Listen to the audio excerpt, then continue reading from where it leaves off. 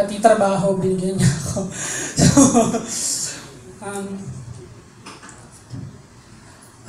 Okay. Hinga lang ako Maraming salamat ulit sa inyong lahat para sa pagpunta. Palakpakan naman ninyo ang inyong mga sarili. Guys, sana na-enjoy niyo so far. Sana na-enjoy ninyo ang una ninyong spoken word event. Sana na-enjoy niyo yung feeling. Sana bumalik pa kayo para sa marami. Kahit na hindi na tungkol sa pag-ibig yung tema.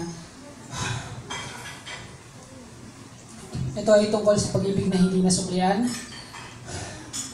Ang pamagat nito ay ang huling tula ng susulat ko para sa iyo.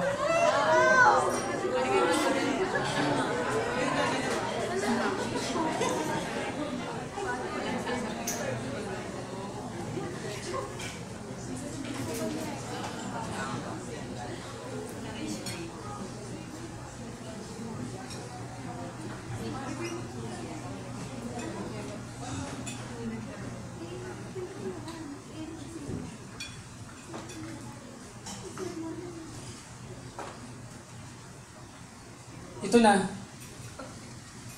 ang huling tula na isusulat ko para sa iyo. Pangako yan. At totoo, hindi ko alam kung magiging gaano kahaba o kung kasya ba sa isang pyesa, ilang pahina, ilang minuto ang itatagal at ihahaba nito kaya posibleng hindi ko agad makabisado pero pangako yan.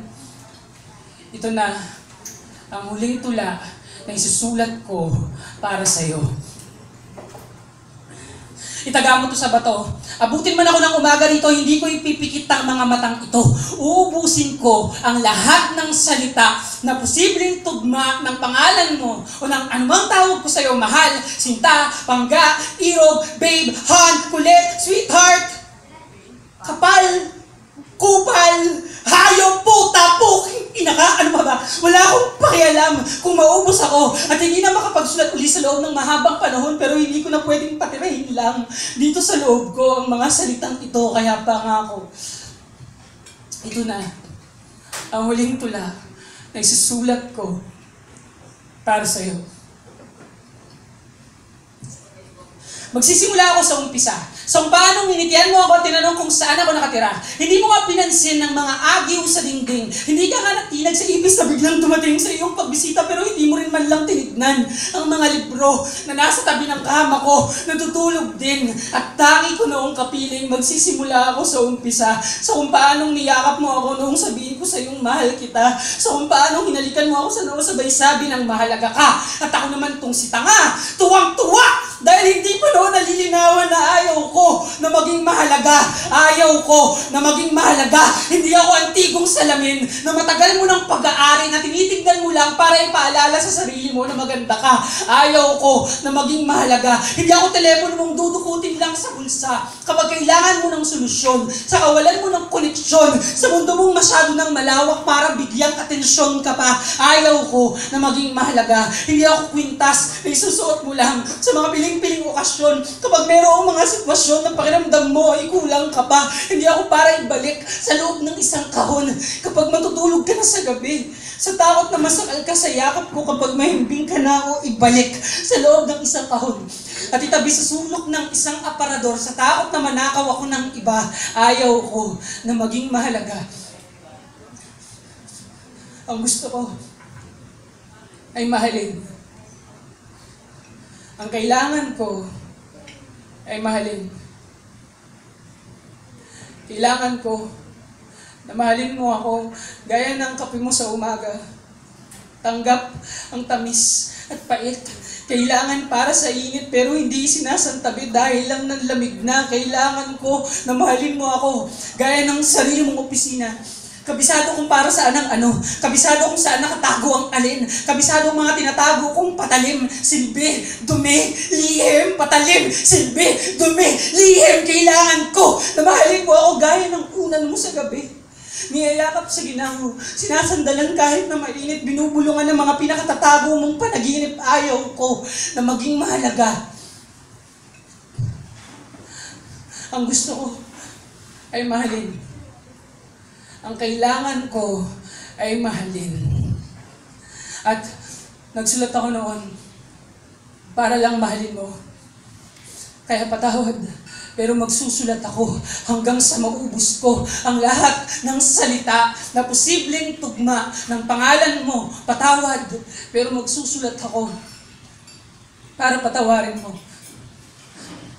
Dahil minsan, may nakapagsabi sa akin na ang taong hindi raw marunong magpatawad ay hindi makapagsusulat. Kaya mahal, sa pagkakataong ito, sa huling pagkakataon na magsusulat ako ng tula para sa iyo,